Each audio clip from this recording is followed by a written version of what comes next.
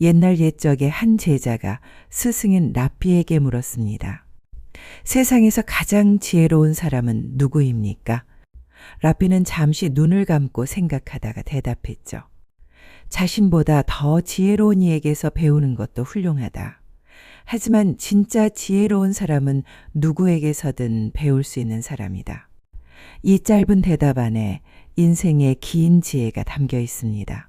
사람은 나이가 들수록 나는 이미 다 살아봤다는 마음이 생기기 쉽습니다. 젊은이들이 하는 말이 가볍게 들리고 새로운 세상은 어쩐지 낯설고 귀찮아집니다. 하지만 세상을 오래 살아보니 알겠죠. 진짜 지혜로운 사람은 평생 배우는 사람입니다. 배우기를 멈추는 순간 삶은 멈춘 것과 다름없습니다. 아이에게서도 배울 게 있습니다. 아이들은 실패를 두려워하지 않습니다. 넘어지면 울고 잠시 후 다시 일어나 뛰어갑니다.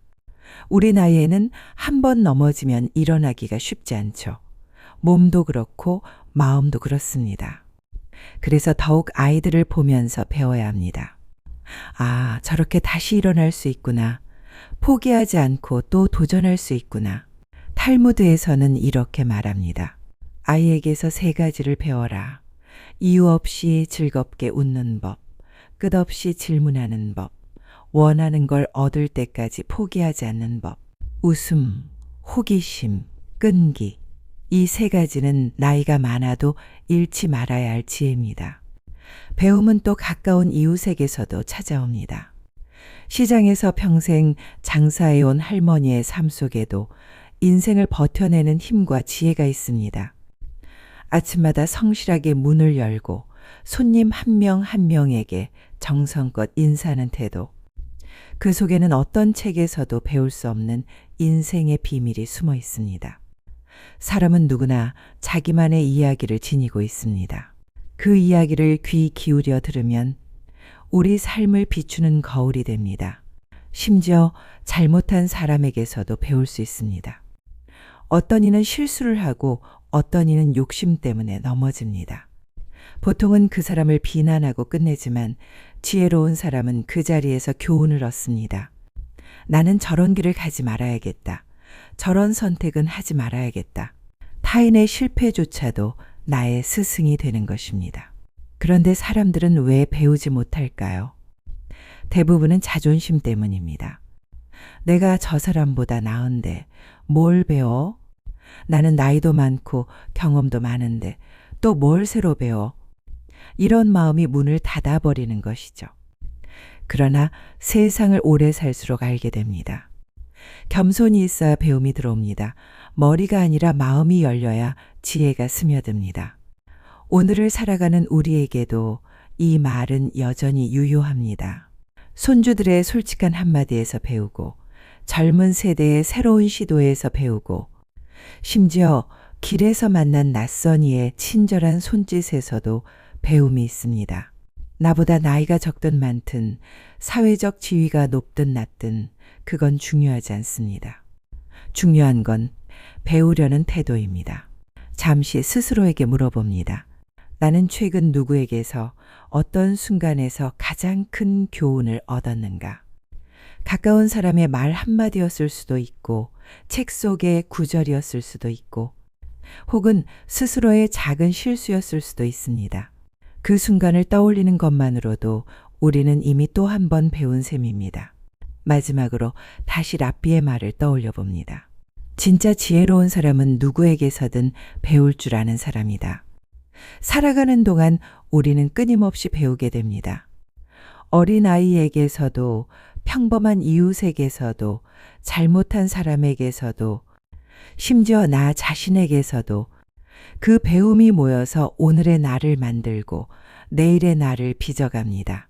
나이는 숫자에 불과하다는 말이 있습니다. 진짜 나이를 결정짓는 건 아직도 배우려는 마음이 있는가 하는 것이 아닐까요? 배움이 멈추지 않는 한 우리는 여전히 젊고 여전히 성장하고 있는 것입니다. 유대 마을에는 특별한 풍경이 있었습니다. 밤이 되면 한 집의 불빛이 꺼져가도 작은 회당 안에서는 늦은 시간까지 사람들이 모여 이야기를 나누곤 했죠. 그 이야기는 단순한 잡담이 아니었습니다.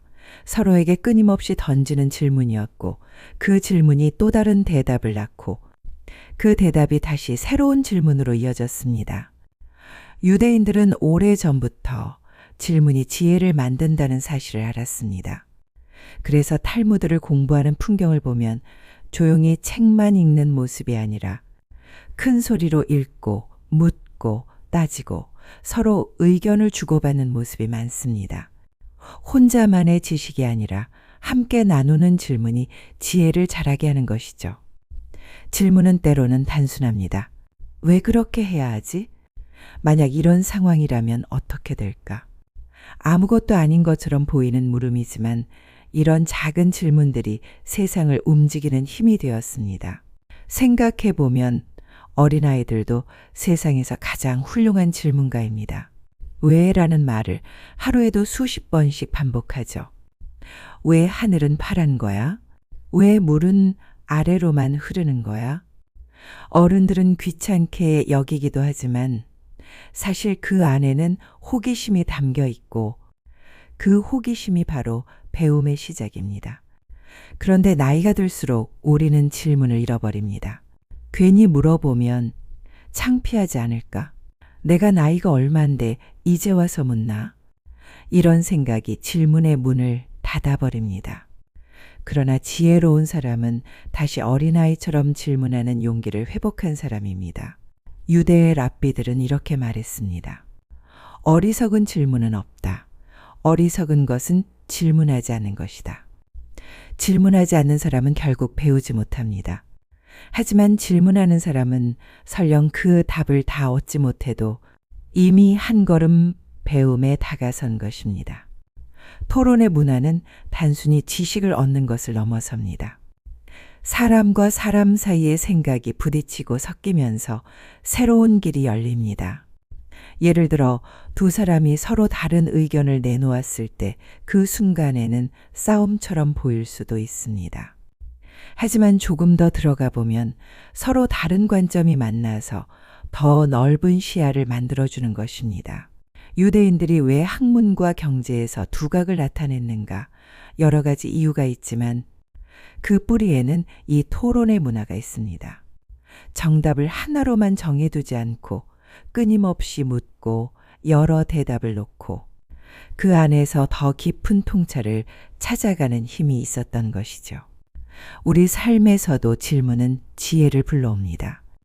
건강이 안 좋아질 때 그냥 나는 나이 드니까 그렇지 하고 넘기면 거기서 끝입니다. 하지만 왜 이런 증상이 생겼을까라고 묻는 순간 더 나은 식습관을 찾게 되고 병원에도 가보게 됩니다. 그 질문 하나가 삶을 바꾸는 계기가 되는 것이죠. 또 사람 관계에서도 마찬가지입니다. 누군가와 다투었을 때 왜 저 사람은 저렇게 말했을까라고 질문해 보면 그 뒤에 있는 사정을 이해할 수 있습니다. 질문은 단순히 대답을 얻기 위한 게 아니라 마음을 열고 상대를 이해하는 문이 되기도 합니다. 질문은 자기 자신에게도 필요합니다. 나는 왜 이렇게 화를 잘 낼까? 나는 왜 요즘 행복하지 않을까? 나는 무엇을 할 때 가장 마음이 편안할까? 스스로에게 묻는 질문은 나를 깊이 들여다보게 만듭니다. 살아온 세월이 길수록 이런 자기 질문은 더 큰 의미를 가집니다. 대답을 당장 찾지 못해도 괜찮습니다. 중요한 건 묻는다는 사실 자체입니다. 옛날 탈무드 이야기에 이런 구절이 있습니다. 지혜로운 자는 답을 많이 아는 자가 아니라 좋은 질문을 던질 줄 아는 자이다.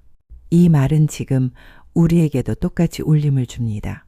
나이가 많든 적든 지식이 많든 적든 질문할 줄 아는 태도 자체가 이미 지혜라는 것이죠. 잠시 생각해 봅니다. 오늘 하루 동안 내가 던진 질문은 무엇이었을까? 혹시 질문 대신 불평만 늘어놓지는 않았을까? 왜 이런 일이 생겼을까라는 물음은 지혜의 문을 열지만 왜 나만 이래야 하지? 라는 원망은 마음의 문을 닫습니다. 질문은 같은 왜로 시작되지만 어떤 방향으로 묻느냐에 따라 삶이 달라집니다. 우리의 노년이 지혜롭기 위해서는 매일매일 작은 질문을 놓치지 않는 것이 중요합니다. 오늘 내가 감사할 일은 무엇일까? 지금 내 곁에 있는 사람에게 어떤 말을 건네면 좋을까?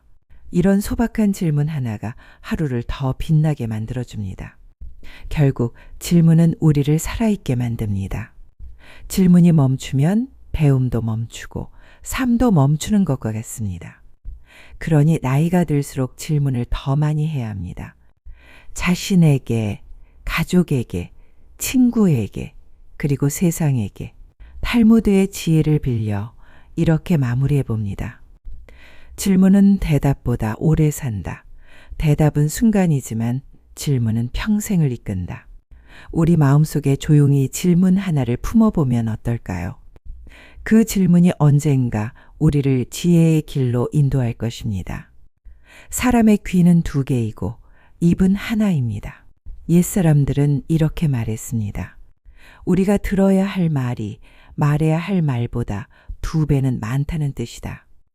살다 보면 말을 잘하는 사람이 주목을 받습니다. 유창하게 설명하고 화려하게 표현하는 사람은 늘 주인공처럼 보이죠. 하지만 탈무드는 다른 관점을 알려줍니다. 진짜 지혜로운 사람은 말을 잘하는 사람이 아니라 잘 듣는 사람이라고 말입니다. 옛날 탈무드 속 한 이야기가 있습니다. 한 제자가 스승에게 물었습니다. 왜 하늘은 우리에게 귀를 2개 주고 입은 하나만 주었을까요? 스승은 미소 지으며 대답했습니다. 우리가 말하는 것보다 2배는 더 많이 듣도록 하려는 뜻이지. 짧은 대답 같지만 여기에 인생을 살아가는 큰 지혜가 담겨 있습니다. 듣는다는 건 단순히 소리를 받아들이는 게 아닙니다.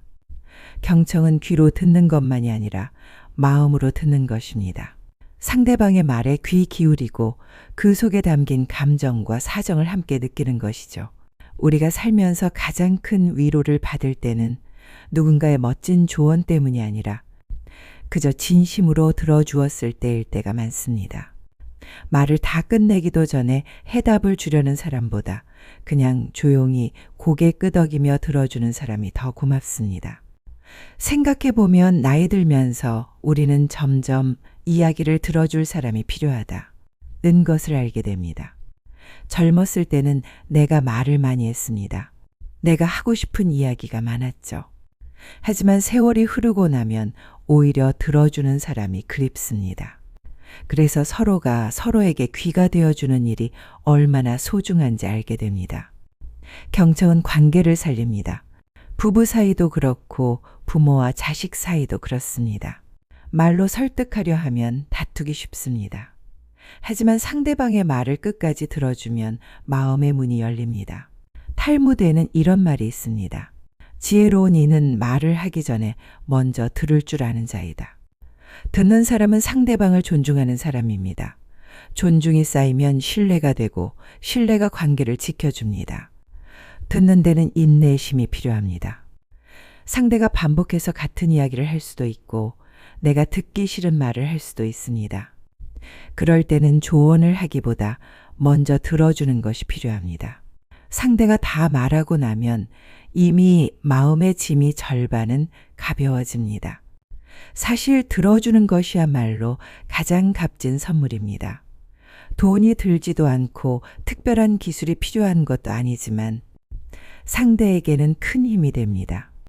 나이가 들수록 우리는 자주 이런 경험을 합니다. 내 이야기를 누가 좀 들어줬으면 좋겠다. 그 마음을 아는 사람이 다른 사람의 이야기를 들어줄 수 있습니다. 내가 원하던 것을 내가 먼저 해주는 것입니다. 그게 바로 경청의 힘입니다. 자기 자신을 향한 경청도 필요합니다. 우리는 종종 자기 마음의 목소리를 외면합니다. 몸이 힘들다고 신호를 보내는데도 무시하고 마음이 지쳤다고 말하는데도 애써 외면합니다. 경청은 타인을 향해서만이 아니라 자신을 향해서도 해야 합니다. 내 안의 작은 목소리에 귀 기울이는 사람은 더 건강하게, 더 평온하게 살아갑니다. 한 노인의 회고록에 이런 말이 있었습니다. 젊을 때는 말 잘하는 사람이 되고 싶었다. 하지만 나이 들어 보니 들어주는 사람이 더 귀하다는 걸 알았다. 정말 그렇습니다. 말 잘하는 능력은 순간의 박수갈채를 받을 수 있습니다.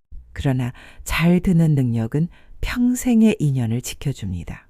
하루를 돌아보며 이런 질문을 던져봅니다. 나는 오늘 누구의 이야기에 진심으로 귀 기울였는가? 혹시 상대방이 말을 다 끝내기도 전에 내 생각부터 내세우지 않았는가? 혹은 듣는 척하면서 마음은 다른 데가 있지 않았는가? 경청은 기술이 아니라 태도입니다. 내가 정말로 상대를 소중히 여길 때만 가능한 태도입니다. 탈무드는 우리에게 이렇게 속삭입니다. 지혜는 입에서 시작되지 않는다. 지혜는 귀에서 시작된다. 많이 듣고 깊이 듣고 마음으로 들을 때 비로소 삶의 지혜가 자라납니다. 마지막으로 오늘 하루 스스로에게 작은 다짐을 해봅니다. 내일은 말보다 조금 더 들어야지. 그 다짐 하나가 우리의 관계를 바꾸고 우리의 마음을 바꿉니다. 세상은 여전히 시끄럽고 말은 넘쳐납니다. 그러나 귀 기울여 들어주는 한 사람이 있다면 그 사람 곁은 언제나 평화로울 것입니다. 사람은 누구나 실수를 합니다. 아무리 조심하려 해도 때로는 잘못된 선택을 하고 때로는 후회할 일을 저지르죠. 젊었을 때는 실수하면 부끄럽고 남들이 나를 어떻게 볼까 두렵습니다. 나이가 들어서도 실수는 사라지지 않습니다. 다만 그 실수를 받아들이는 태도가 조금 달라질 뿐이죠. 탈무드는 이렇게 말합니다. 실수는 넘어짐이 아니라 더 크게 일어설 수 있는 기회다. 옛날 탈무드의 전해에 내려오는 한 이야기가 있습니다. 어느 제자가 장터에서 물건을 사고 되돌아왔습니다. 그런데 계산을 잘못해 돈을 더 지불한 것을 깨달았습니다. 제자는 몹시 화가 났습니다. 왜 나는 이렇게 어리석을까? 왜 이렇게 실수를 반복할까? 스승은 제자를 달래며 말했습니다. 내가 잃은 것은 돈 몇 푼일 뿐이다. 하지만 내가 얻은 건 그보다 값진 깨달음이다. 다음에는 더 조심할 수 있고 다른 이들에게도 같은 실수를 막아줄 수 있지 않느냐. 실수는 값비싼 수업료와 같다고 했습니다. 잃어버린 게 아까울 수 있지만 그것이 진짜 배움으로 이어진다면 결코 헛된 것이 아닙니다. 실패와 실수는 늘 두려운 단어처럼 들립니다. 하지만 세월이 흐르면서 우리는 압니다.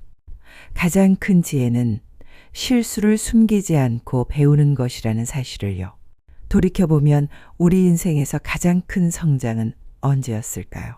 순풍만범, 바람이 순하게 불고 일이 다 잘 될 때가 아니라 실패를 겪고 나서였습니다. 아픈 경험 하나가 우리를 겸손하게 만들고 더 단단하게 만들었습니다. 아이들을 보면 잘할 수 있습니다. 아이는 걸음마를 배울 때 수십 번, 수백 번 넘어집니다. 하지만 그때마다 울고 다시 일어나고 또 걷습니다. 넘어지지 않고는 절대로 걸을 수 없습니다. 그런데 어른이 되면 넘어지는 걸 두려워합니다. 체면이 깎일까, 남들이 비웃을까 그 생각에 아예 시도조차 하지 않습니다.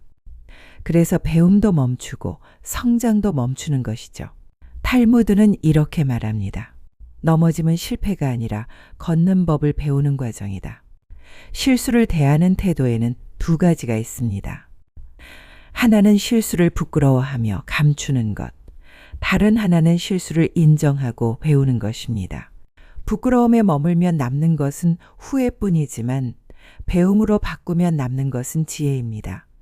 우리 삶에서도 많은 실수와 실패를 떠올릴 수 있습니다. 누군가에게 상처 주는 말을 했던 것, 재산을 잃었던 것, 건강을 소홀히 했던 것.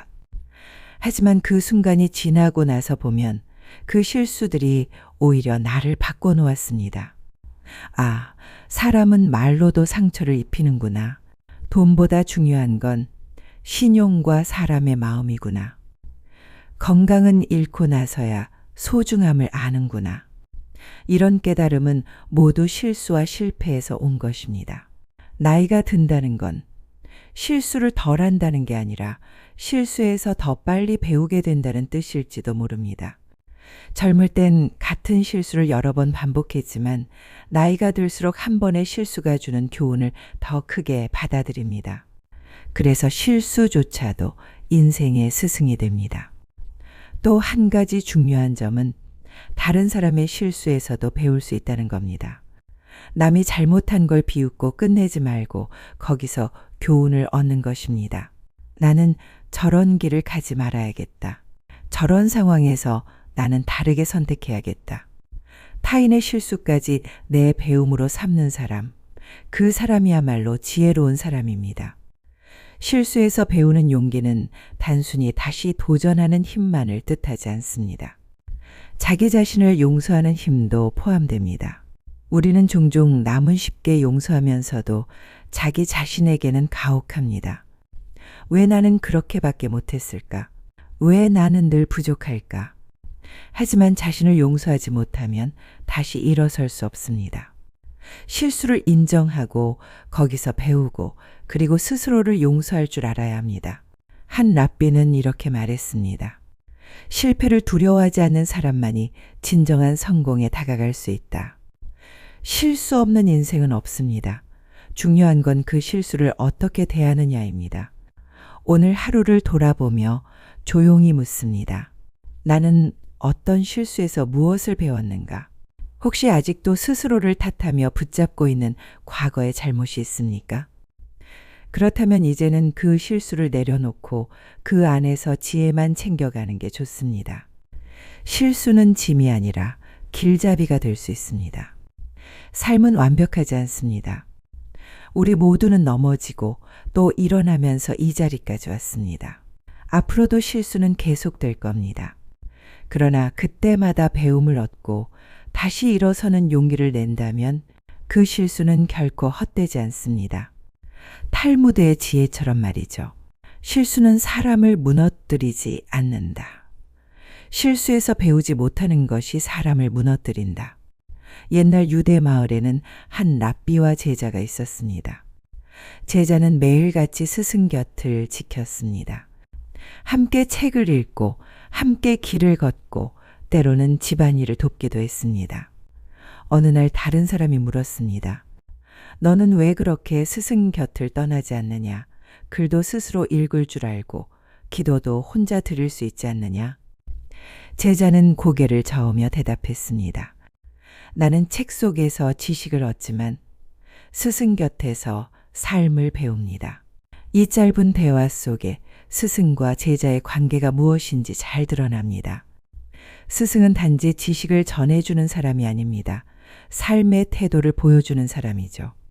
스승과 제자의 관계는 늘 존경과 배움의 균형 위에 서 있습니다. 존경이 지나치면 맹목적인 추종이 되고 배움만 앞세우면 예의가 사라집니다. 존경과 배움이 균형을 이룰 때 그 관계는 오래 갑니다. 탈무드에는 이런 말이 있습니다. 스승을 존경하지 않는 제자는 배우지 못하고 제자를 존중하지 않는 스승은 가르치지 못한다. 서로가 서로를 존중할 때만 배움이 오갑니다. 스승은 제자를 하찮게 여기지 않고 제자는 스승을 가볍게 대하지 않습니다.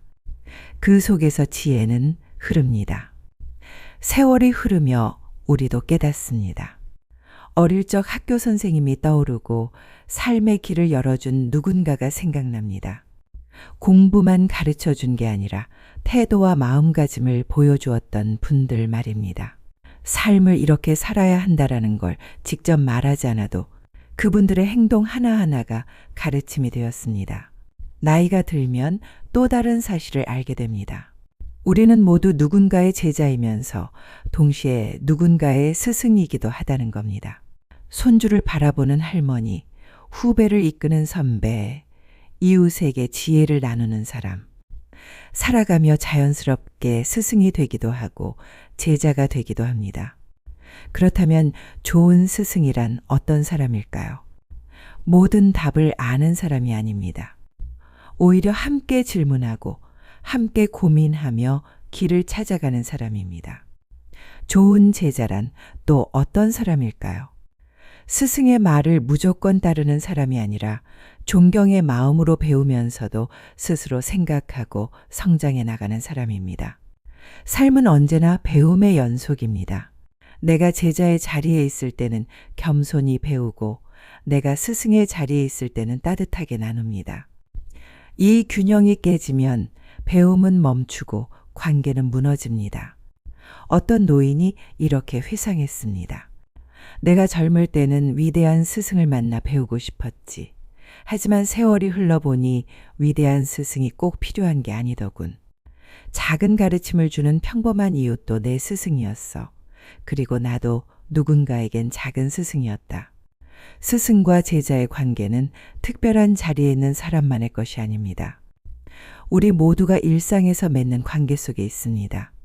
서로 존중하며 배우고 가르치는 순간 거기에는 이미 탈무드의 지혜가 깃들어 있습니다.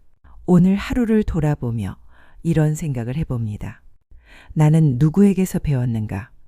그리고 나는 누구에게 작은 스승이 되었는가? 존경과 배움이 균형을 이루는 그 순간 우리는 모두 스승이자 제자가 됩니다. 사람들은 흔히 지식이 많으면 지혜롭다고 생각합니다. 하지만 세상을 오래 살아보면 알게 됩니다. 지식이 많다고 해서 반드시 지혜로운 것은 아니라는 사실을요. 탈무드에는 이런 말이 있습니다.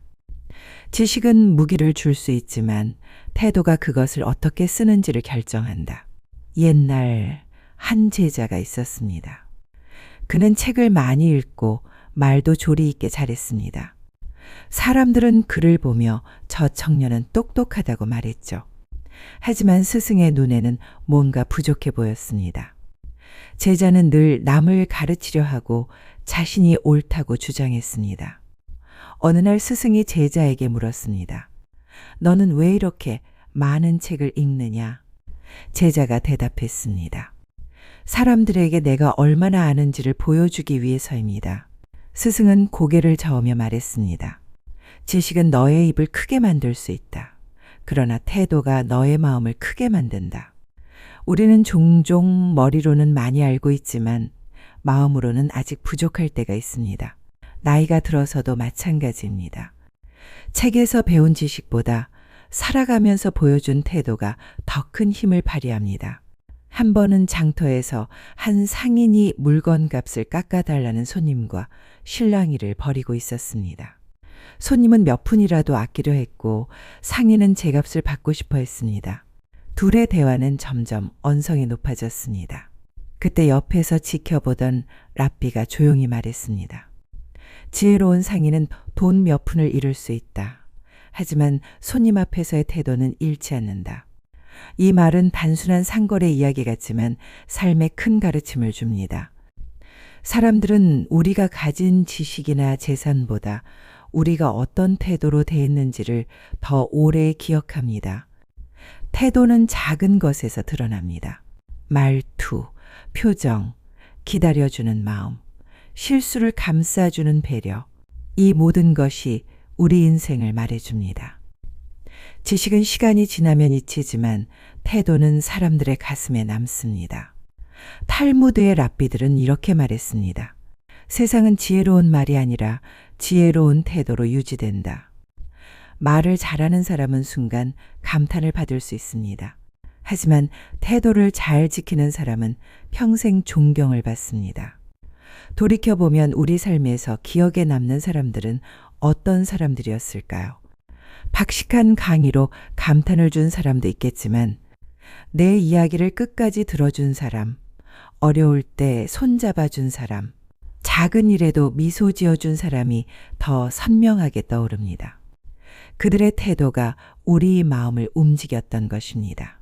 나이가 들면서 우리는 점점 더 깨닫습니다. 지식은 세월 속에 희미해져도 태도는 인격이 되어 남습니다. 자식에게, 손주에게, 이웃에게 남겨줄 수 있는 가장 큰 유산도 결국 태도입니다. 그러니 이제는 얼마나 많이 아느냐보다 어떤 태도로 살아가느냐가 더 중요합니다. 화가 날 때 참을 줄 아는 태도, 자신보다 약한 이를 존중하는 태도, 매일을 감사하는 태도, 이런 태도들이 모여 진짜 지혜로운 삶을 만들어 갑니다. 탈무드는 마지막으로 이렇게 말합니다. 사람은 무엇을 아느냐로 평가되지 않는다. 어떻게 사느냐로 평가된다. 오늘 하루 나의 태도는 어떠했을까요? 내가 가진 지식이 아니라 내가 보여준 태도가 주변 사람에게 어떤 울림을 주었는지 돌아봅니다. 지혜로운 삶은 거창한 것이 아닙니다. 작은 태도의 반복, 그 속에 진짜 지혜가 있습니다. 지금까지 탈무드 속 이야기들을 따라 배움과 지혜의 힘을 함께 걸어왔습니다. 처음 우리는 누구에게나 배울 수 있다 는 말에서 출발했습니다. 지혜로운 사람은 위대한 스승에게서만 배우는 것이 아니라 아이의 웃음에서도 이웃의 일상에서도 심지어 다른 이의 실수에서도 배움을 얻는다고 했습니다. 그 말은 우리에게 이렇게 속삭입니다. 삶 전체가 나의 교과서이고 모든 사람이 나의 선생이다. 다음으로 우리는 질문이 지혜를 만든다는 이야기를 나누었습니다. 대답을 아는 것이 지혜가 아니라 좋은 질문을 던지는 것이 지혜라는 말. 나이가 들수록 질문은 줄어들지만 사실은 그때일수록 질문이 필요하다는 것을 알게 됩니다. 나는 왜 이런 감정을 느끼는 걸까? 내 삶을 더 아름답게 만들려면 무엇을 바꿔야 할까? 스스로에게 던지는 물음이 바로 지혜의 씨앗이 됩니다. 세 번째로는 경청의 가치를 살펴보았습니다. 입은 하나지만 귀는 둘이라는 사실, 말보다 2배는 더 들어야 한다는 지혜. 살아가며 가장 큰 위로는 멋진 조언이 아니라 진심 어린 경청에서 나온다는 것을 우리는 이미 경험으로 알고 있습니다.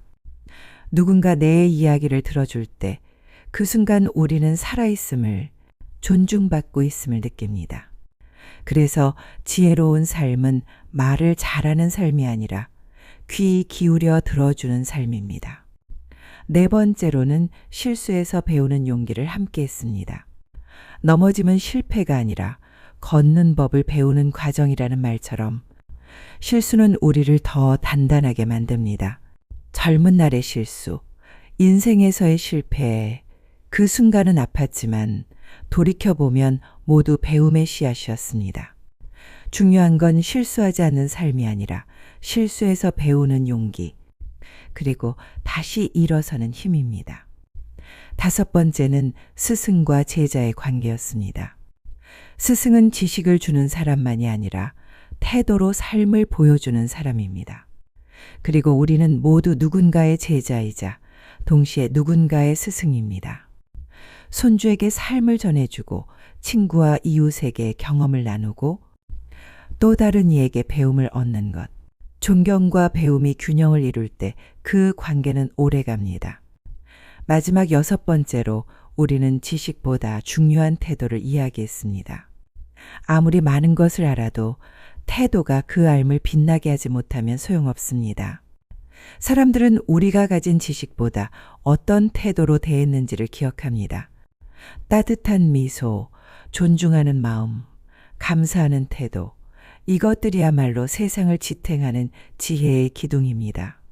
이렇게 6가지 이야기를 돌아보니 하나의 흐름이 보입니다. 배움은 멀리 있지 않습니다. 누구에게나 배울 수 있고 질문 속에서 자라고 경청 속에서 깊어집니다. 실수 속에서 단단해지고 스승과 제자라는 관계 속에서 이어지며 결국 태도로 완성됩니다. 배움은 나이를 가리지 않습니다. 어린아이도 스승이 될 수 있고 노인도 제자가 될 수 있습니다. 삶이 멈추지 않는 한 배움도 멈추지 않습니다. 이제 우리 자신에게 조용히 물어봅니다. 오늘 나는 무엇을 배웠는가? 내 삶에서 지혜는 어디에 숨어 있는가? 그 답은 멀리 있지 않습니다. 지금 이 순간에도 함께하는 사람 속에, 오늘 겪은 작은 사건 속에, 그리고 내 마음 깊은 곳에도 있습니다. 탈무드의 지혜는 늘 이렇게 말합니다. 지식은 머리를 채우고 태도는 마음을 채운다.